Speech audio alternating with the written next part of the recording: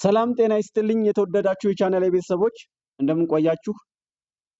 በያላችሁበት የዓለም ክፍል ሰላምና ጤና ከእናንተ ጋር ይሁን እያልን የዕለቱን አጫጭር ትኩስ መረጃዎችን ከዚህ ወደ እናንተ ማድረስ እንጀምራለን።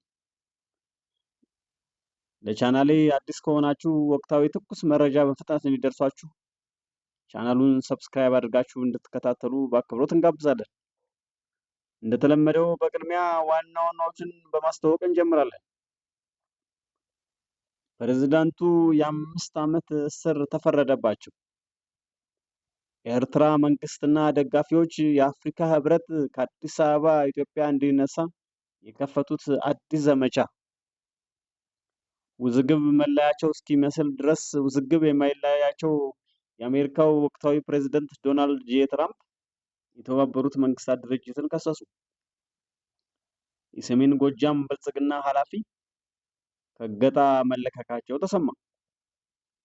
በመጨረሻም አድማጮቻችን ባህር ዳር ዩኒቨርሲቲ ኑክሌር ሳይንስ ትምህርት ሊጀምር መሆኑ ተሰምቷል።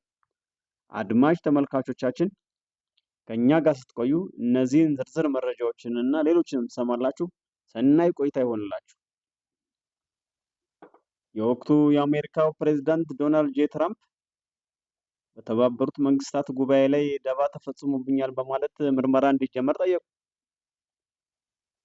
ፕሬዝዳንት ዶናልድ ትራምፕ ረቡዕ ዕለት በተባበሩት መንግስታት ጠቅላላ ጉባኤ ላይ ንግግር ሊያደርጉ በሄዱበት ወቅት 3 ጊዜ ደባ እንደተፈጸመባቸው በመግለጽ ድርጅቱ ጉዳዩን እንዲመረመር ጠይቀዋል።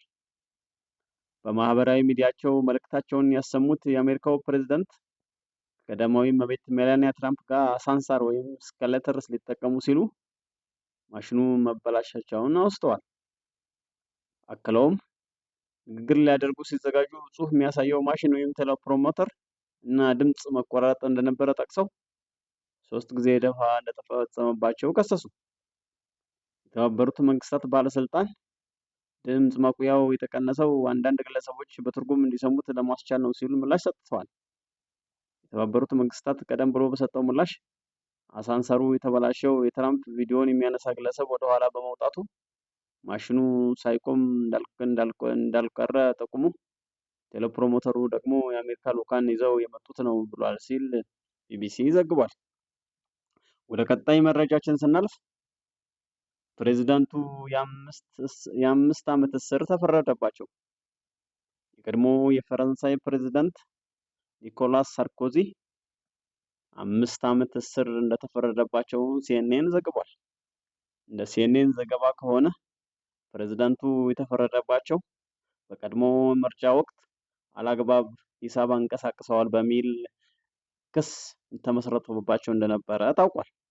አሁን ላይ ፕሬዝዳንቱ 5 ዓመት እስር ተፈርዶባቸው ወደ ማረሚያ ቤት እንደሚወርዱ ዘገባው አመላክቷል።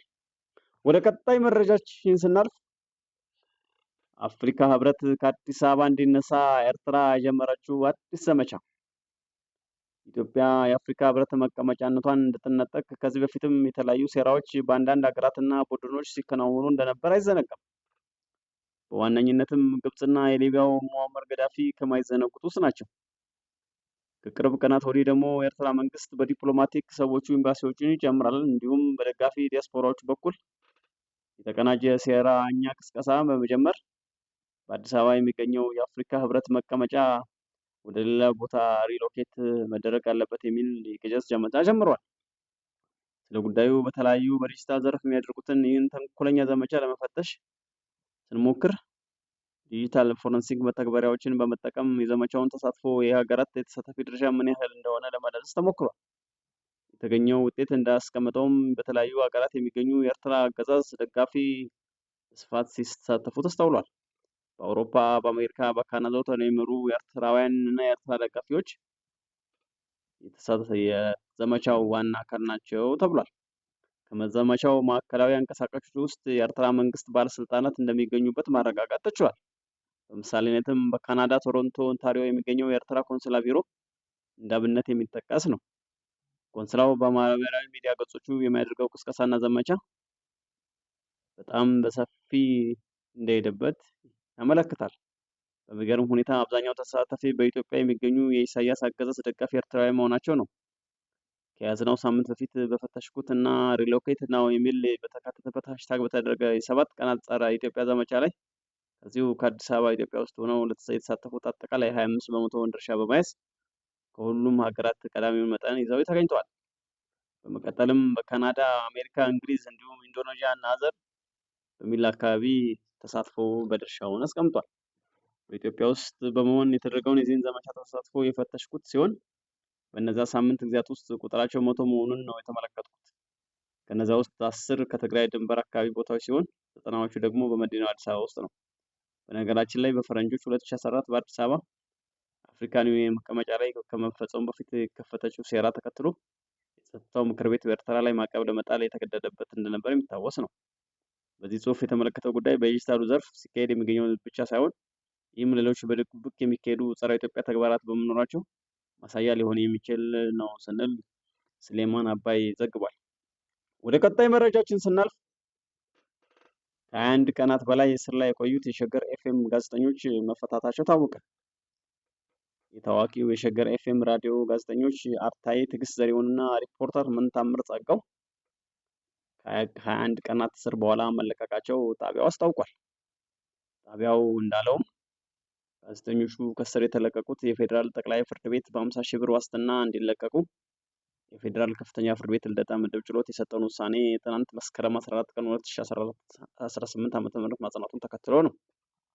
ጋዜጠኞቹ ነሐሴ 28 2017 ዓ.ም ለእስር የተዳረጉት ነሐሴ 24 ቀን 2017 በሸገር ኤፍኤም ራዲዮ የጥቅማ ጥቅም ጥያቄ የቀረቡትን የሕክምና ባለሙያዎች ከጤና ሚኒስቴር የተሰጠውን መፍትሄ ሰርኩላር በመጥቀስ እንዴት እንደሚመለከቱት የሚጠይቅ ዜና ማስተላለፋቸውን ተከትሎ ነበር። ወደ ቀጣይ መረጃችን ስናልፍ ታግተው የነበሩት የሰሜን ጎጃም ዞን ብልጽግና ፓርቲ ቅርንጫፍ ጽሕፈት ቤት አመራር መለቀቃቸውን አዲስ ስታንዳርድ ዘግቧል። ከ5 ቀናት በፊት ታግተው የነበሩት የሰሜን ጎጃም ዞን ብልጽግና ፓርቲ ቅርንጫፍ ጽሕፈት ቤት የአደረጃጀት ዘርፍ ምክትል ኃላፊ አቶ ታከለ ሙልጌታ በጸጥታ መዋቅር ብርቱ ክትትል ከታገቱበት ማስለቀቅ መቻሉን የሰሜን አጨፍር ወረዳ ብልጽግና ፓርቲ ጽሕፈት ቤት አስታውቋል ሲል ዘግቧል። ጽሕፈት ቤቱ ባወጣው አጭር መግለጫ ጽንፈኛ ሲል በጠራው ቡድን ታግቶ የነበረው የሰሜን ጎጃም አመራር በጸጥታ መዋቅር ጥረት ተለቋል ብሏል። የሰሜን ጎጃም ዞን ፖሊስ አዛዥ ኮማንደር በሪው ላየነው፣ የክልሉ የደህንነት ተቋም፣ የሰሜን ጎጃም ዞን የጸጥታ መዋቅርና የባህር ዳር የጸጥታ መዋቅር ባደረጉት ያለሰለሰ ክትትል ከ5 ቀናት በፊት ታግተው የነበሩት አቶ ታከለ ሙልጌታ መለቀቃቸው ጠቁሟል። በአማራ ክልል በመንግስት የጸጥታ አካላትና በፋኖ ታጣቂዎች መካከል የሚካሄደውን ግጭት ተከትሎ በርካታ የመንግስት የስራ ኃላፊዎች ላይ የግድያና የእገታ ተግባራት ሲፈጸሙ ቆይተዋል። እስካሁን በተጠናቀረው ዘገባ ከፋኖ ኃይሎች የተሰጠ ምንም አይነት ምላሽ አለመኖሩን ማረጋገጥ ተችሏል። ወደ ቀጣይ መረጃችን ስናልፍ ባህር ዳር ዩኒቨርሲቲ የኒውክሌር ምህንድስና ትምህርት በዘንድሮ ዓመት መስጠት እንደሚጀምር አሳወቀ። አንጋፋው የባህር ዳር ዩኒቨርሲቲ ቴክኖሎጂ ኢንስቲትዩት በዘንድሮ የትምህርት ዘመን የኒውክሌር ምህንድስና ትምህርትን በሁለተኛ ዲግሪ መስጠት እንደሚጀምር አስታውቋል። የኢንስቲትዩቱ የድህረ ምረቃ ግብር ዲን ዜና ማርቆስ ባንቴ ዶክተር ባህር ዳር ዩኒቨርሲቲ ከኢኖቬሽን እና ቴክኖሎጂ ሚኒስቴር ጋር በመተባበር ለአዲሱ የትምህርት ዘመን የኒውክሌር ምህንድስና ትምህርት በሁለተኛ ዲግሪ ሊሰጥ መሆኑን ተሰምቷል። በሀገሪቱ የኒውክሌር ቴክኖሎጂን እንደ አንድ አማራጭ የኃይል ምንጭ አድርጎ የመጠቀም እቅድ በመኖሩ ፕሮግራም መስጠት ማስፈለጉ ለኢፒድ ገልጸዋል።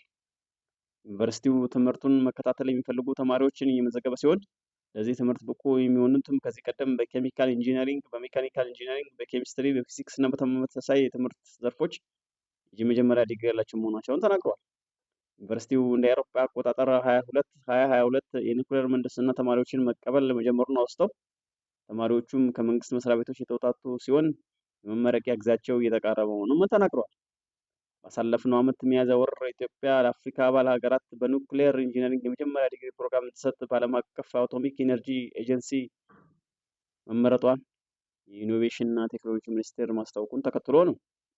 በኢትዮጵያ ለሀገር ውስጥና ለአፍሪካ አባል ሀገራት የኒውክሌር ሳይንስና ቴክኖሎጂ የመጀመሪያ ዲግሪ ፕሮግራም እንዲሰጥ ስምምነት ላይ የተደረሰው የኢኖቬሽን እና ቴክኖሎጂ ሚኒስቴር፣ ዓለም አቀፉ የአቶሚክ ኢነርጂ ኤጀንሲ፣ በቻይና መንግስት የቺያንጎ ዩኒቨርሲቲ እንዲሁም የአዲስ አበባ የሳይንስ እና ቴክኖሎጂ ዩኒቨርሲቲ ባደረጉት የምክክር መድረክ ነው። አድማጭ ተመልካቾቻችን ለሰዓቱ የነበሩ ትኩስና ሰበር መረጃዎች እነዚህ ነበሩ።